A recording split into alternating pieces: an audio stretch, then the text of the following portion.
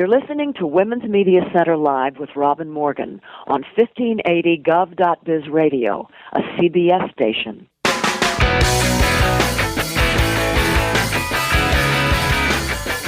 Welcome to Women's Media Center Live. I'm Robin Morgan. You're listening to us on CBS radio station Gov.biz, 1580 AM in the Washington, D.C. area, or on the web, WMCLive.com, where you can find links to podcasts of all our previous shows, too. And let us listen to you. Tweet us at hashtag WMCLive or email us at womensmediacenterlive@gmail.com. We are celebrating the winter solstice in the Northern Hemisphere today in our own special manner. Our guests, a fiercely feminist evangelical minister. Yes, you heard correctly. A Wiccan priestess, yes, that's right, and a proud atheist, yep, who's researched the deep historical connections between feminists and free thinkers.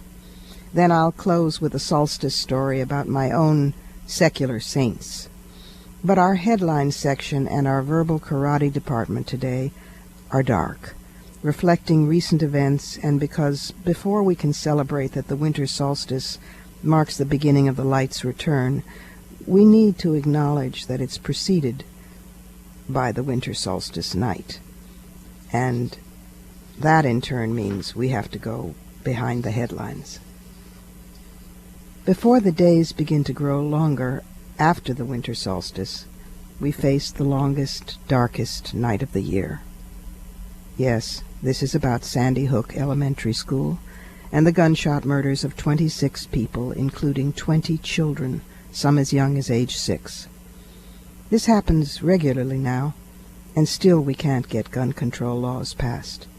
But there's an overlooked, inseparable reason for that. We haven't faced the fact that armed violence is a heavily gendered phenomenon. Men comprise almost 100% of the buyers, sellers, and users, yet women are disproportionately affected by gun use through domestic violence, sexual violence at gunpoint, threats, and other trauma. All 6 adults killed at Sandy Hook School were women. In fact, men perpetrate sufficient gun violence to give civilian women a higher death rate from guns than soldiers in war. Studies show women experience the presence of small arms in the household as threatening, while many men feel more secure around a weapon. Oh yes, a tiny percentile of gun lovers are women. Nancy Lanza, the Sandy Hook gunman's mother, was one, described by friends as a, quote, big gun fan. Divorced, she owned 3 weapons for protection, she claimed, in case of burglary, including a .223 Bushmaster semi-automatic rifle used by troops in Afghanistan, absurd for home security. She's dead now, shot in the face by her son, using one of her guns. In my book, The Demon Lover, I wrote about messages sent to boys and men that their bodies are weapons and it's sexy somehow to use them that way. One of many examples I give is the Army training song, complete with lewd gestures. Here is my rifle, here is my gun. One is for killing, one is for fun. If society teaches males to confuse their genitals with firearms, their bodies become weaponized. By encouraging self-identification with guns, we eroticize violence. Once a weaponized self is one's identity, naturally there's furious resistance to ever relinquishing one's identity. Meanwhile, shrines spring up. Candles, balloons, teddy bears, so people feel they're doing something. But doing something would be creating an irresistible storm of protest to congressional representatives and senators and to state legislators. There are many gun control advocacy groups, from the Brady Campaign to the League of Women Voters. The International Action Network on Small Arms, www.IAN as in Nancy, SA.org, has a women's network, the only international network focused on the connections between gender, women's rights, small arms, and armed violence. Enough teddy bears. This is a woman's issue, and we need to intensify our activism on it.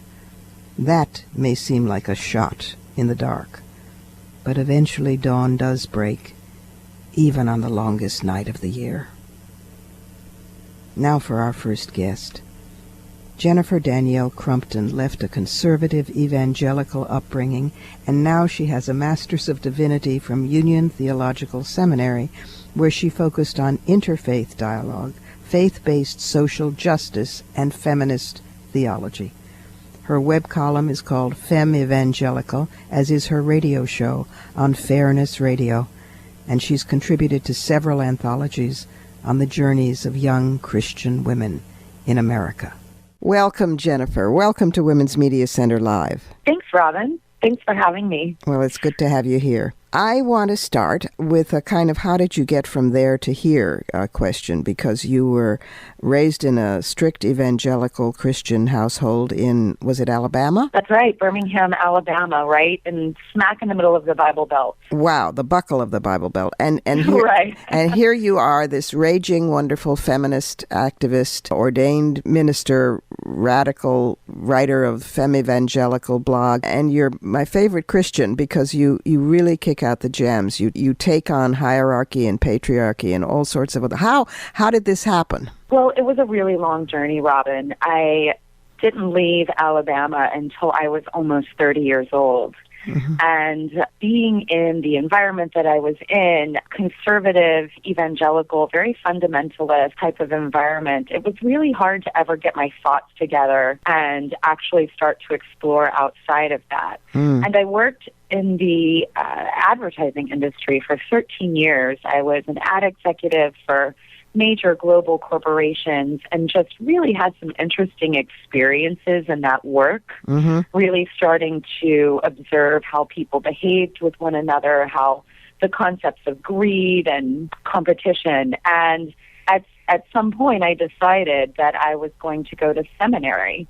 And some of that was driven by some of my very early experiences with God that very much been inexplicable to me, and I had never been able to explain them by way of my evangelical upbringing. So it's ironic, but I went to seminary at Union Theological Seminary, and all of my theology was completely broken apart. Everything was just really broken down, and that's when things opened up for me. Can you say a word more about the early experiences with God that you couldn't explain, that couldn't be explained by your evangelical surroundings? Sure. I think everyone has this. Even if you're an atheist, which I completely respect, I think everybody has a spirit within them that is born with them. It's who you are. And I have these very early memories, being 3 years old, 4 years old, 5, 6. And it always happened when I was outside alone and having experiences in nature, playing in the woods by myself, using my own imagination, being quiet, mm-hmm. Listening to the wind rustle in the trees and hearing something that really just came from within me. And I started kind of recollecting those memories at some point and thinking, what was that? Mm-hmm. What was that? Because as a child, it was so vivid. Yes. And how have I gotten so far away from that voice that is within me that tells me who God is and how the world should be working. So you're really talking about the sort of the immanence of the universe. I mean, absolutely, in everything from a DNA cell to a bulb to the ocean to the cosmos, which is on a different level rather than the rules and regulations and hierarchy and. Right. And men running around in pretty frocks in the Catholic Church, and the do's and don'ts and prescriptions, and the woman hatred. What do you do about the woman hatred in patriarchal religions, in your case particularly in so much of Christianity?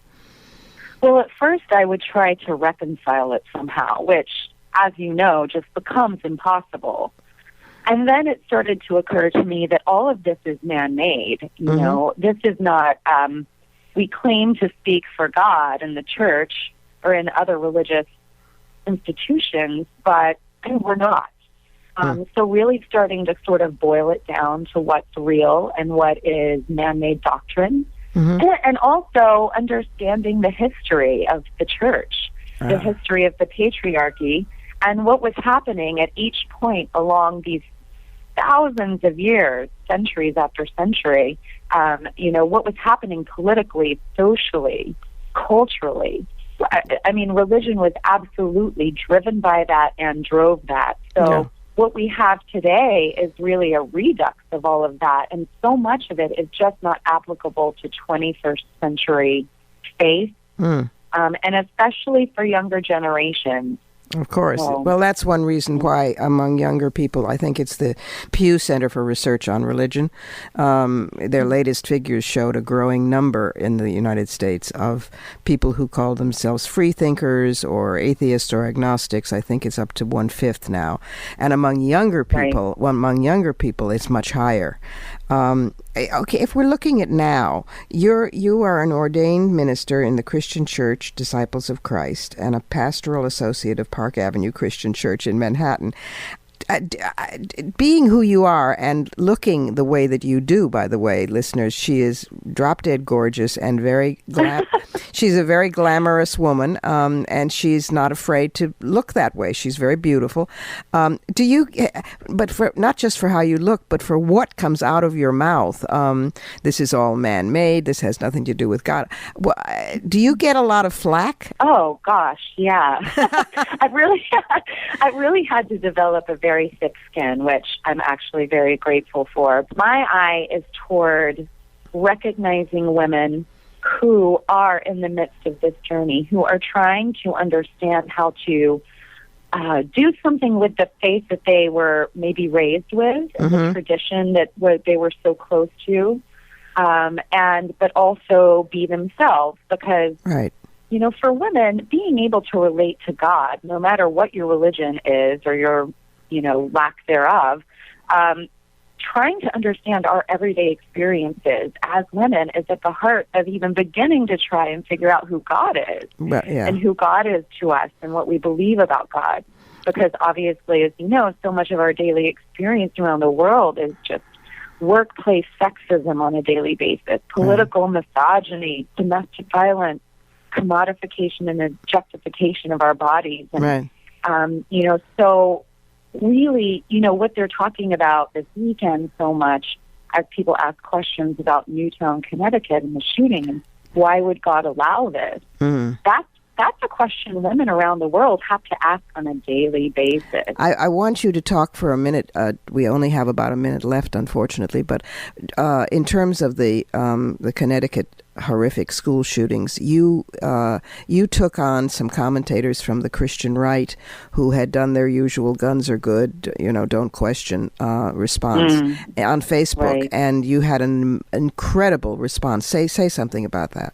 Well, it was elicited by Mike Huckabee's response on Fox News to the question, why did God allow this to happen? And he blamed the fact that God is no longer allowed in schools. And I just had to take all types of issues with this. And you're welcome to check out my Facebook page, Jennifer Danielle Crumpton. But I just wrote a very simple, quick response, a very guttural response, that God lives in the hearts of people. God doesn't care whether we invite her into school curriculum or, that there's a certain evangelical doctrinized prayer said before each football game. But it went viral. It went viral. Yeah, it did. And as of today, it has 22,637 likes. Wow. It has sparked this really interesting and intense debate. It's been shared a lot, and I'm getting a lot of feedback. We've got to go, but I want you to quickly say the name of the blog, Fem Evangelical, and how people log on to it. Fem Evangelical is hosted on Patheos.com, which is a multi-religious and non-religious site. So it's Patheos, PATHEOS.com/blogs/Fem Evangelical, which is FEMMEVANGIVAL. Great. And it's Jennifer Crumpton. Thank you so much for being with us. And I hope you have a wonderful solstice. We'll take a short break here. I'm Robin Morgan, and this is Women's Media Center Live. Coming up, the woman NPR listeners follow is a reporter and commentator who talks with us today in her other capacity as a priestess of the craft of Wicca. So don't miss that.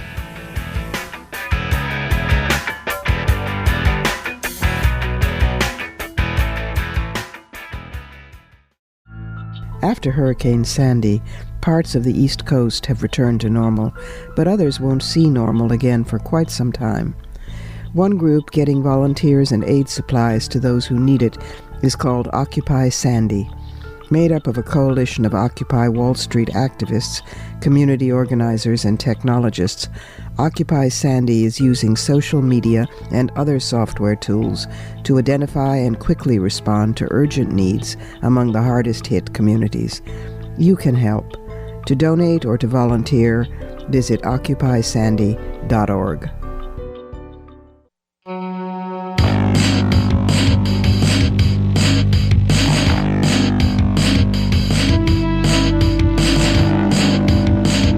You're listening to Women's Media Center Live with Robin Morgan on 1580 gov.biz radio, a CBS station.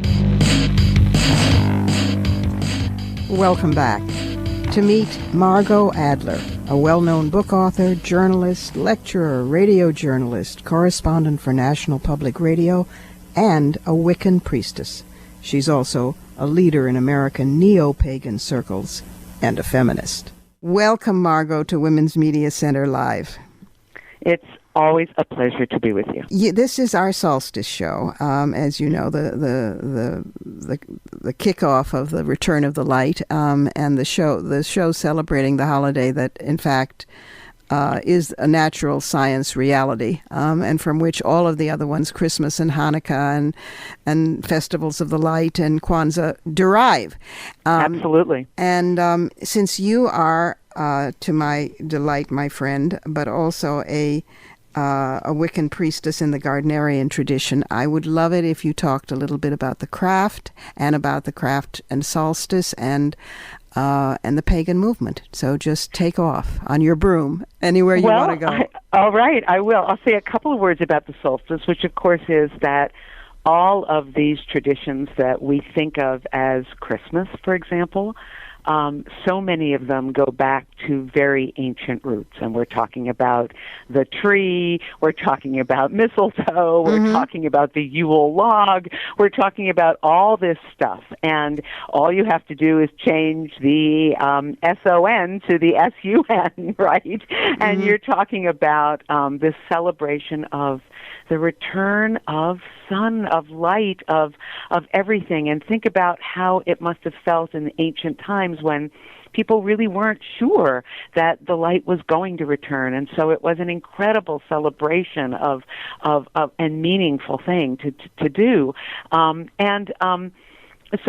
I'll talk a little bit about goddess spirituality and paganism, and why, first of all, why it's important, and also how it's changed in the last 20 years, because what we are now seeing is that a movement that was always looked at as this incredibly kind of fringe movement of pagans and witches and all of that is now coming into its own. If you go to a website like adherence.com, which is a website that basically you go to find out how many Lutherans are in Iowa, they put contemporary paganism as the 19th most popular religion worldwide with more than 1 million adherents. Wow. And so, that you have to look at that. If you think about scholars who have looked at websites, in 2002, which is a long time ago, 10 years ago, scholars estimated that there were more than 5,000 websites devoted to Wicca and paganism. And that was 10 years ago. We now have, for example, the pentacle, which is the symbol of Wicca, is now basically a symbol that can be on a headstone, and is in Arlington Cemetery for a vet. It was for vets. It was a long fight, but we got that. Yes, I remember when that ruling came down. It was very moving. It was very, very moving. There are now peer-reviewed academic pagan journals. One of them is Pomegranate. There always were kind of witchcraft schools, but they were always very fringe. Now we have places like Cherry Hill Seminary, where you can actually take courses that are accredited in things like prison ministry, pastoral counseling. So what has happened is that this religion, which was formed in rebellion, and for good reasons, because first of all, there were most of the mainstream religions had no place for women and no place for women in ministry. Right. I mean, when you think about Wicca, you have to think about the fact that there was a thirst by women to be in ministry, and that Judaism, except for Reform, and now finally conservative Judaism, and certainly Catholicism, and only until recently the Episcopal and Anglican Church had no place for women ministers. And so everyone went out and basically said, we are going to create our own religion, essentially, and we're going to look at ancient roots because women had a place that was sacred and bigger in ancient times, and we're going to revive this and make this powerful for us. Right. And I think one of the more amazing things to think about is if you think about who we are in this country, in the United States of America, all of us, if we are black, we basically lost our traditions because of slavery. And if we are Native American, we lost our traditions because of colonialism. And if we are immigrant whites, we basically lost much of our traditions because of assimilation and because we were going to throw everything out. And so there is a deep thirst for what I would call earth-based traditions, for songs, for story, for coming-of-age ceremonies, for all of the things, the juice of earth-based, ethnic, whatever you want to call them, indigenous religions, but without the, what would I call it, without the dogmas that have essentially made a lot of our relatives. I mean, my mom went running, kicking, and screaming from her Jewish heritage because she was told you can only have the 25-cent Hebrew teacher that will teach you to mouth the words, while your brother can have the 50-cent Hebrew teacher and learn the meaning of the words. She went screaming away from that. Right, of so course. I think what we are seeing is this desperate search among the ashes, you might say, for juicy, vibrant, earth-based, ecologically relevant, intellectually rigorous traditions that both are spiritually vibrant but yet do not make us leave our brain at the door. Oh, what a good way to sum it up. This is a strange question, but do you think entering the mainstream, as it were, or with a foot in the door, to mix all my metaphors, is good or bad? Well, yeah. I mean, the radical in me says, well, be careful. Absolutely. Be careful. I'll tell you a funny story. Many years ago, I went to the Michigan Women's Music Festival. This must have been 25 years ago. Yeah. And I remember walking in, and here are 6,000 women in community. And it is like, I'm crying because it's the first place I've ever been to where goddess religion is the major religion of this community. And I start crying. And then I have this second thought, which is, I don't want to be the majority religion. I want to be from the outside and look. I'm a little worried what happens if we're the majority religion. And I think that the big question is, does this dilute us in some way? Do we end up being just like every other religion? Well, do we end up losing the strength that said, look, let's look at patriarchy. Let's look at power. Let's look at all of that stuff. Do we lose that? That's and right. I think it's very important that we don't. And it's going to be a struggle because it's very easy to say, oh, now we have charities. Now we have pagan pride days. Now we have this. Now we have the day that Hallmark comes out with Wiccan greeting cards, I'll get I'll get a little nervous about, Exactly. And so I think it's really important to hold that vision, the central vision we had at the beginning. Right. It's always an interesting balancing act for any idea much less the action that goes with it, to have to balance between figuring out when you're being co-opted or when you're winning. Exactly. And the same would be true of this. And I think some of the things that show that we're winning to some extent is the fact that we are no longer, it's no longer, these are these crazy people we'll talk to on Halloween. Yeah, that's very good. And I think a number of things helped unwittingly. One was the Broadway show Wicked. I love to see little girls being taken to that and wearing witch costumes, and probably the Harry Potter series. Don't Absolutely. you think, contributed? I think, yes. I do think the Harry Potter series had a big impact. But I also think it's just that people have become more familiar with us. I think the fact that the Unitarian Universalists basically adopted a sixth source of their traditions, which was basically celebrations, earth-based celebrations that celebrate the circle of life. I think that they became a welcoming home in the same way that they were a welcoming home for gays. Right. I think that had a big impact. A lot of different things had a big impact. Unfortunately, we have to go, but I want to wish you a blessed solstice, and I'm so pleased that you were with us on Women's Media Center Live. Thank you, Margot. I loved it. Take care. And now it's time for Verbal Karate, in which we have to touch base one more time with the long night. One journalist reporting the school shooting tragedy in Connecticut referred to the 20-year-old shooter as a youth. And I thought, there it is again. Throughout the 1990s and the first years of the new century, school slaughters, mostly by gun or automatic weapon, have been on the rise. By the way, the day before the Connecticut massacre, in eastern China, a deranged man attacked 28 kindergartners and 3 adults, but with a knife. Although traumatized and badly wounded, they all survived. Meanwhile, the boldest headlines over these past decades have focused on Columbine High School, 2 shooters aged 17 and 18, or Virginia Tech, shooter aged 24.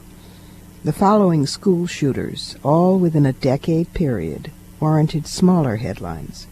A 17-year-old in Tennessee, a 16-year-old in Mississippi, another 16-year-old in Alaska, 15-year-olds in Oregon, Georgia, California, 14-year-olds in Kentucky, Washington, Arkansas, Pennsylvania, Virginia, 13-year-olds in Oklahoma and Florida, a 12-year-old in New Mexico, an 11-year-old and a 13-year-old in Arkansas, a 6-year-old in Michigan. These shootings were described and deplored as youths or children killing children. Notice the language.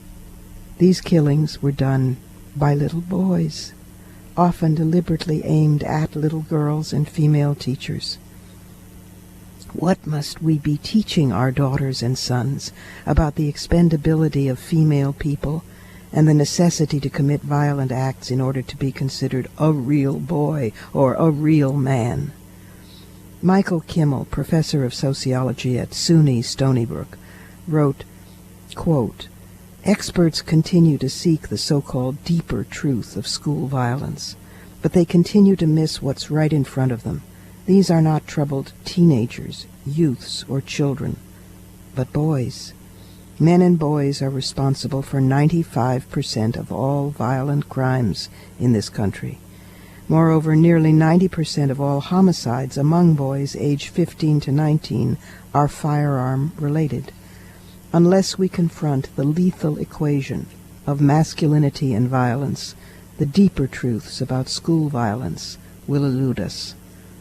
Language is always a crucial place to start. Naming the reality is the prerequisite to confronting it, changing it, healing it." It's break time again. This is Women's Media Center Live. I'm Robin Morgan. Did you know that Elizabeth Cady Stanton was a staunch secularist? Or that Susan B. Anthony considered herself an agnostic? I didn't. We'll return in a minute with the woman who co-founded the Freedom from Religion Foundation, who discovered those scandalous truths and more.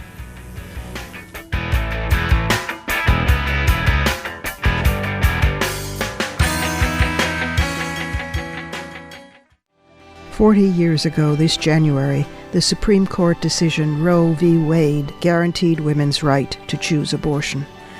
In 1977, Congress ended this right for the most vulnerable women when it passed the Hyde Amendment, banning Medicaid coverage of abortion.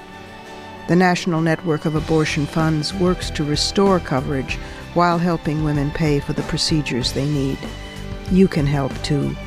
To learn more or donate so no woman is forced to carry an unwanted pregnancy to term, go to fundabortionnow.org.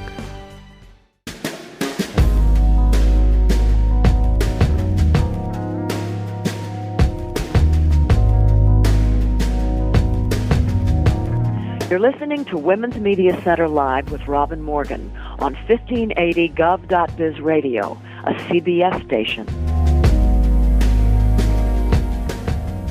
Welcome back. This next guest is a co-founder of the Freedom from Religion Foundation and also the publisher of the only free thought newspaper in the United States, Free Thought Today. She's also the author of 3 books and of many print and online articles about the constitutional principle of separation of church and state and about non-theism. Welcome, Annie Laurie. Welcome to Women's Media Center Live. Well, happy winter solstice. Well, happy winter solstice to you, too. The solstice is very beloved by me because it is a secular holiday, and it's real, and it's science-based, and it happens in the universe. That's absolutely true. It's a natural holiday. It's the shortest and darkest day of the year in the Northern Hemisphere, and our ancestors have celebrated it for millennia with light feasts, gift-giving, decorating with evergreens, you name it. And it's something that we can all partake in, but it doesn't have any supernatural origin. It's all the more wonderful, though, because it has natural ones, I think. And I always think, and the day after the light starts to come back. Yes, that's what we're really celebrating, the natural new year. That's right. That's absolutely right. Well, your mother, and then you are the founders of the Freedom from Religion Foundation, which is a remarkable group that I've been following now for some time. You're the co-president together with your husband, and it does extraordinary work. Tell a little bit about the foundation and the kind of things it's doing right now. Sure. Well, we're the nation's largest association of atheist, agnostics, free thinkers, we call ourselves, with over 19,000 members. But I remember when there were just 2 of us back in the 70s, and we have 2 purposes. We educate about non-theism and serve as an association for like-minded people, and we work to keep religion out of government, to buttress that wall of separation between state and church. And FFRF which was what more than 60 lawsuits. We have about 9 ongoing. We have increased a great deal recently, have 4 staff attorneys working to end violations without our having to go to court, and offering a free service to anyone in the country who has a violation of separation between religion and government that they're concerned about. So you're really following in the tradition that the framers of the Constitution, intended. Well, we think so, and we're more diverse than the framers. Yes. Some women around here. Yes, exactly. Yeah, and nor are you slaveholders. So that's right. All in all, we're taking the best, not the worst. Exactly. The talk a little bit about the IRS lawsuit. Our newest lawsuit, which has gotten a lot of attention and favorable comments from around the world, is suing the Internal Revenue Service over their failure to enforce their own IRS codes against electioneering by churches. And there's been a 3-year, at least, embargo, apparently, by the IRS, and there are a lot of churches breaking the law. And so the Freedom from Religion Foundation is suing the IRS in federal court, trying to light a fire under it to enforce the law. Well, it's selective enforcement, isn't it? It's just amazing to me that they get away with it. Yes, and it's actually organized at this point and flouting the law very openly, and the IRS has not appointed anyone, apparently, to do the investigations. So we do hope our lawsuit will not be in court too long. We hope to see some movement there.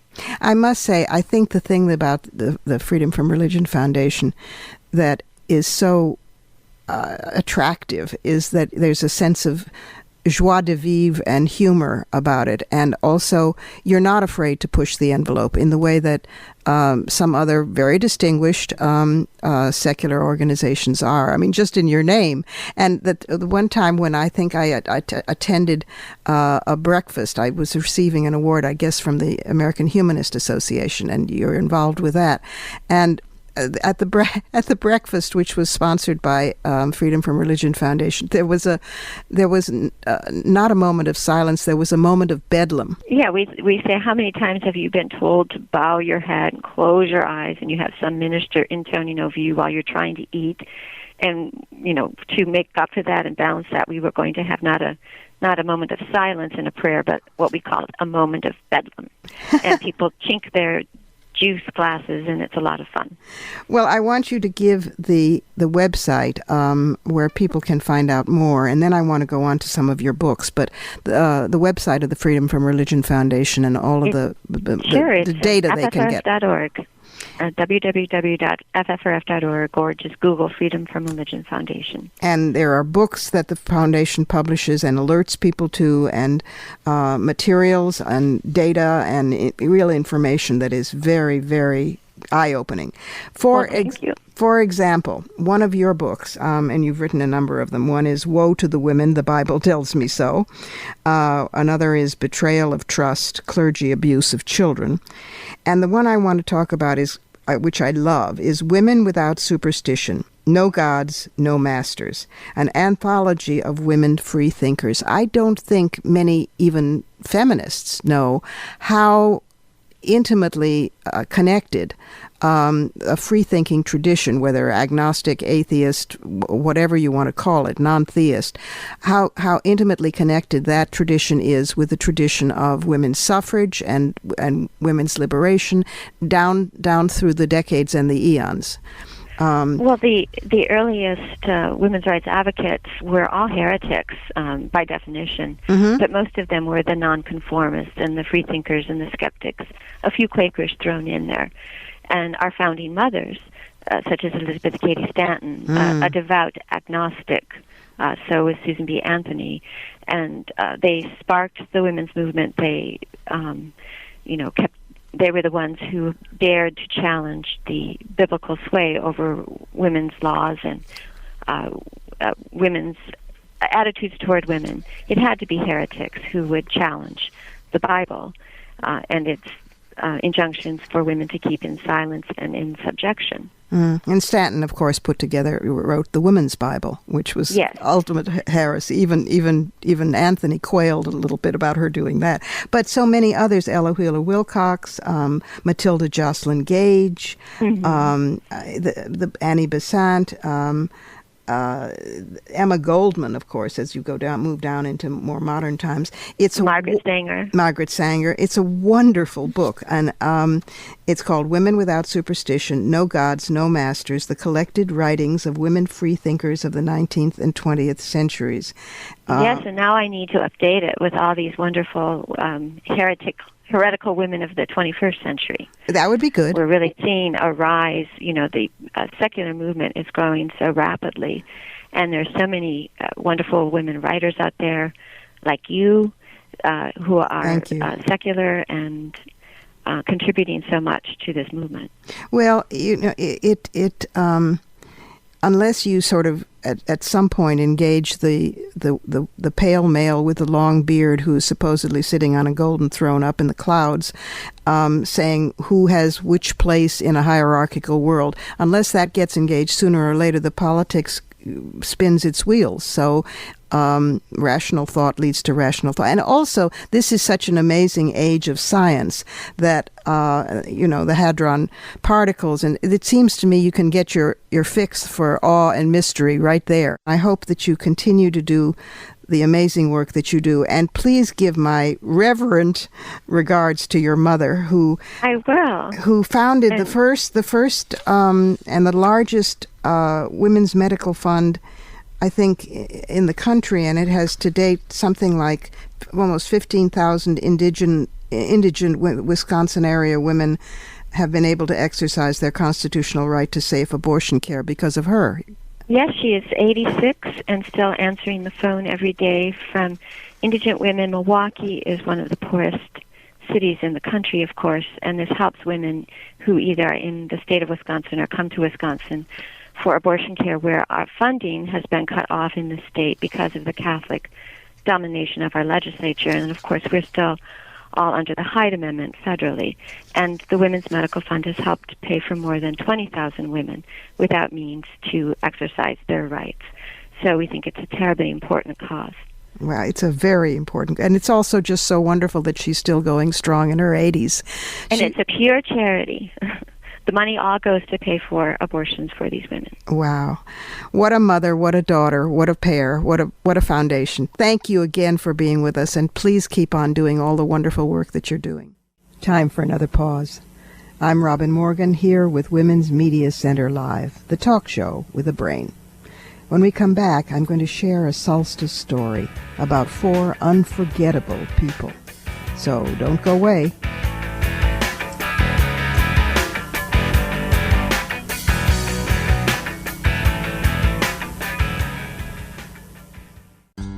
If you ever need an organ transplant, you will probably die before you get one. Thousands of Americans die waiting every year. You can improve your odds by joining LifeSharers, and it's free. Visit lifesharers.org or call 888-ORGAN-88. LifeSharers puts organ donors first. When you join LifeSharers, you get preferred access to the organs of other members. This could literally save your life. Join LifeSharers today. There's no age limit. Parents can enroll their minor children, and no one is excluded due to any pre-existing medical condition.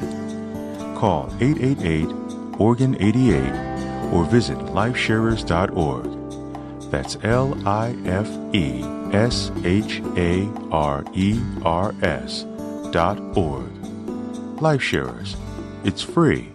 It could save your life.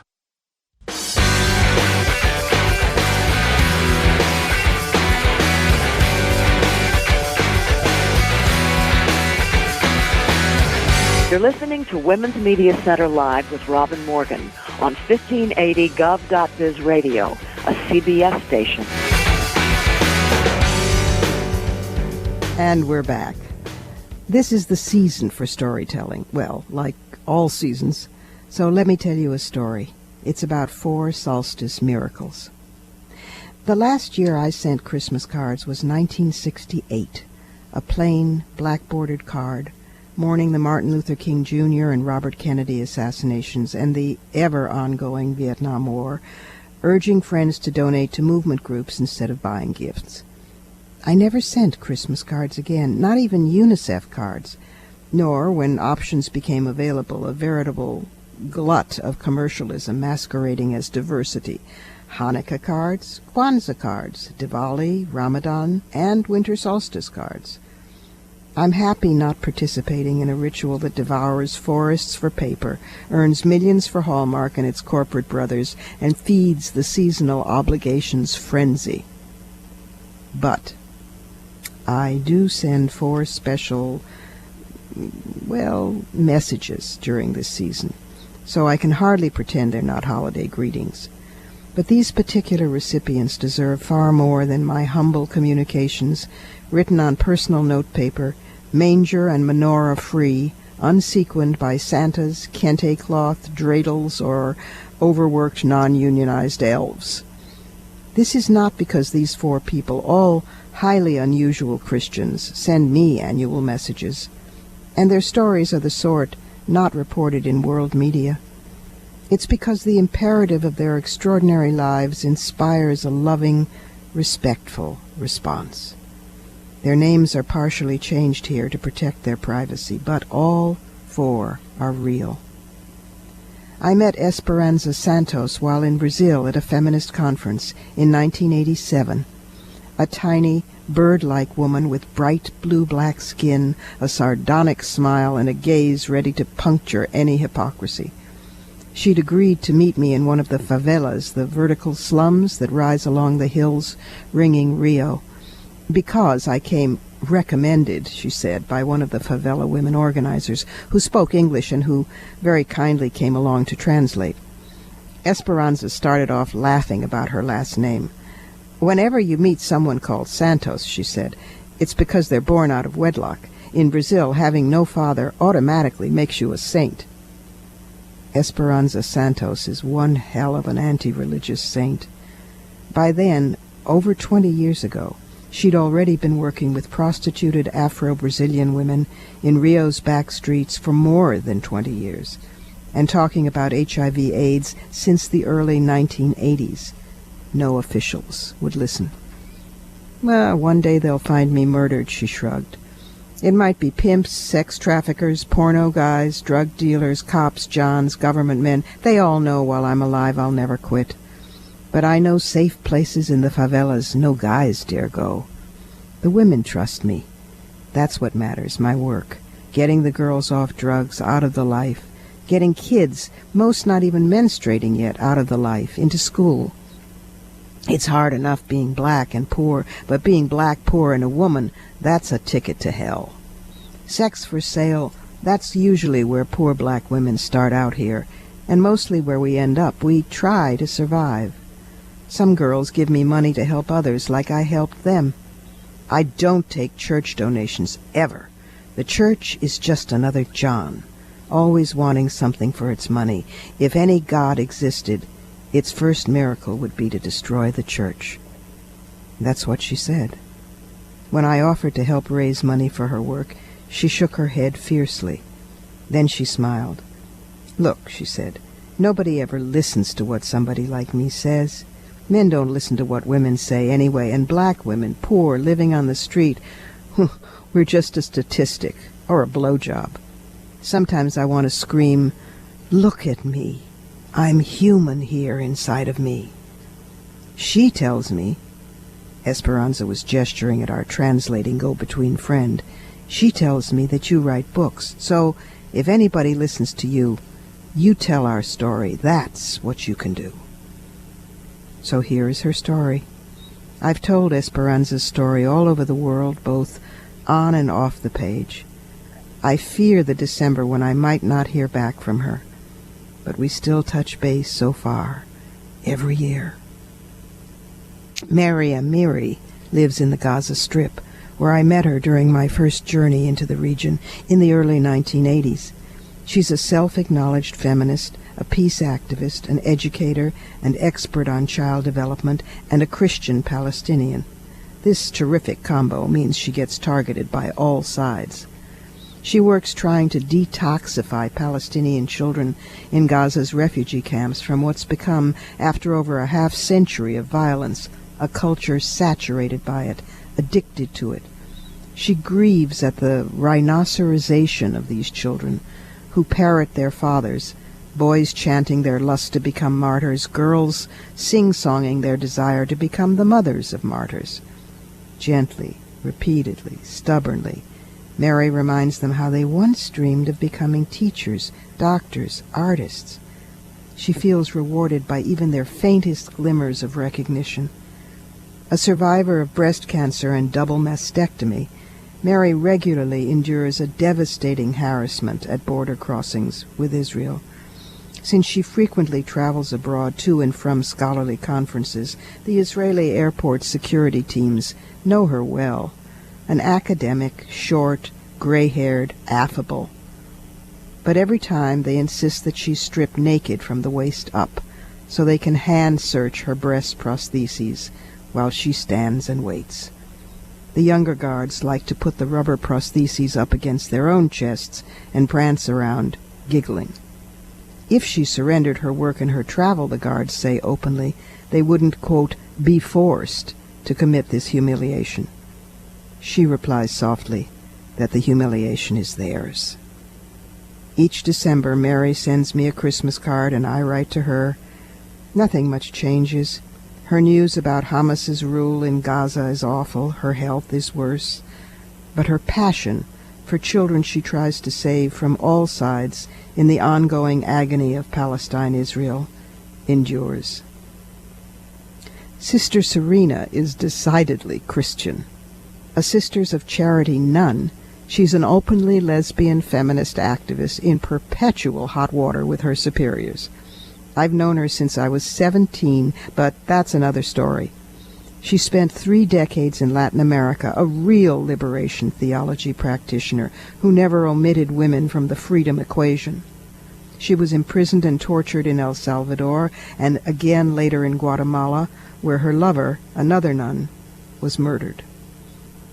Now in her 80s, living out of the habit, as she wryly puts it, in a small New England women's collective, she quietly does abortion referrals to pregnancy termination clinics, not adoption agencies, and she retains a crisp sense of humor. When I wrote her about having been moved at a concert of Gregorian chant by all-female voices, she answered back, "Yes, I used to love that in my youth when I was mistress of novices, watching the late afternoon light prism through the convent chapel windows, hearing those pure, high voices. Profound." Then she added, "Better be profound, or I sure have tossed my life away." The fourth is a woman I've met only once. Her face is hard and lined. She's poor, not young, not educated. She works as a doorkeeper at an old house in a side street in Catania, in Sicily. I was there in the mid-1990s during an Italian book tour with Maria Nadotti, the real name, a friend and journalist who's also my Italian editor, translator, interpreter.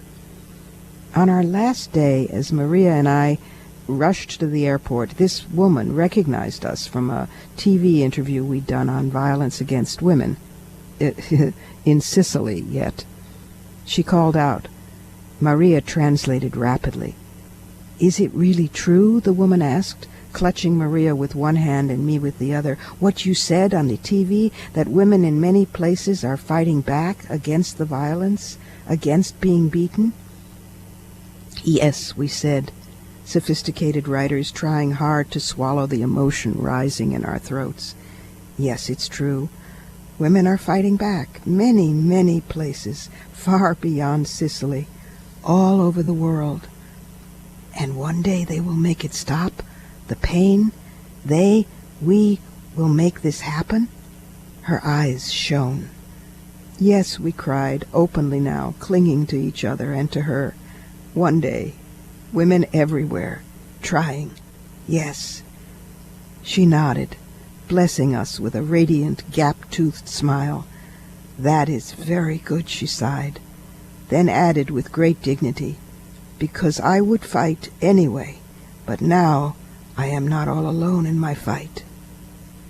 The following year I dedicated the Italian edition of The Demon Lover, The Roots of Terrorism, to this woman, whose name I learned was Adriana Russo, and I've told this story, too, in many countries since that day. Hearing it, women spontaneously cry out in answer to a Sicilian woman they'll never meet, "You are not alone." Yet wherever she stands, she herself recreates all possibility by herself. She is indeed the doorkeeper who opens the portal and shows the way.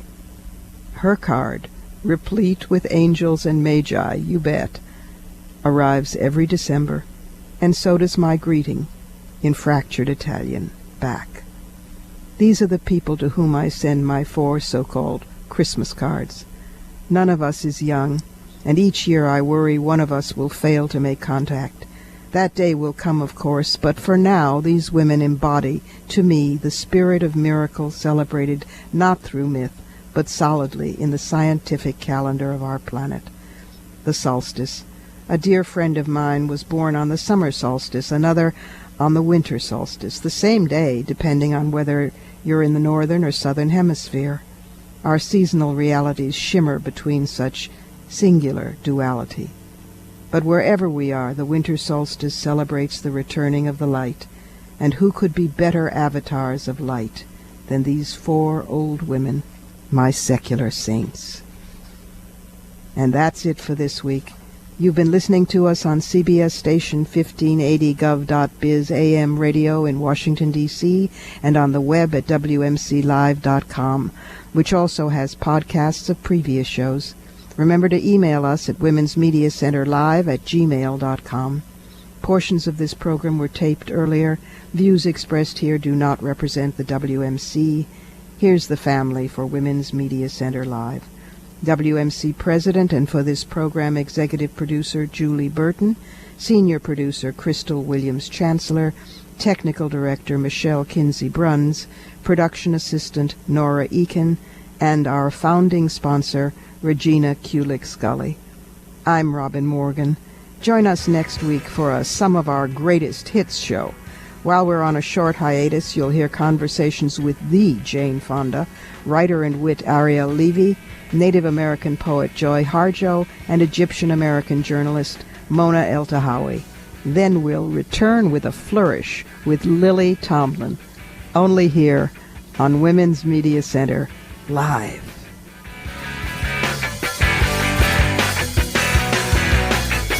You're listening to Women's Media Center Live with Robin Morgan on 1580 gov.biz radio, a CBS station.